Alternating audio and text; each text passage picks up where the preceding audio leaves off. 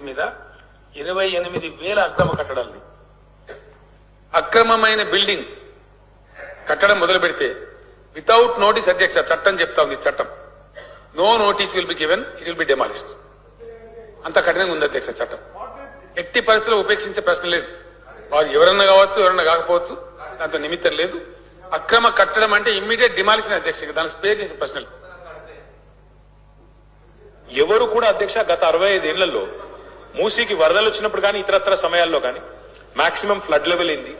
buffer ఏంది దాని proper అసలు మార్కింగ్స్ ఏంది ఇది ఏది కూడా ఎన్నడూ కూడా మా దగ్గర ఎక్కడ కూడా డేటా లేకుండే అధ్యక్ష ఈ గవర్నమెంట్ వచ్చిన తర్వాత మనం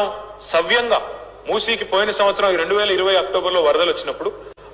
వచ్చినప్పుడు వరదల ఉధృతిని కూడా స్టడీ చేసి టెక్నాలజీని కూడా వినియోగించి డ్రోన్స్ ని కూడా ఉపయోగించి బ్రహ్మాండంగా అటు ఎంఎఫ్ఎల్ బఫరు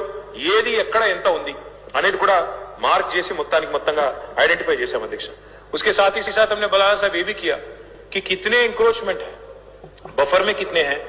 मूसी के बेड में कितने हैं रिवर बेड में कितने हैं इसका भी हमने एक अंदाजा लगाया करीब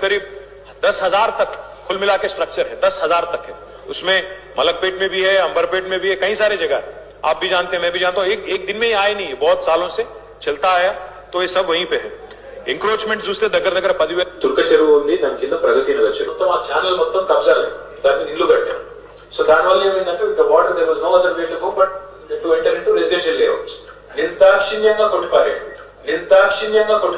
బుల్డోజర్లు పెట్టి మన జేసీబీలు పెట్టి ఎవరు అడ్డం వచ్చినా కూడా పోలీస్ సపోర్ట్ తీసుకుని కొట్టిపారేయండి డోంట్ స్పేర్ ఎనీబడి నిర్దాక్షిణ్యంగా వ్యవహరిస్తాం ఇప్పుడు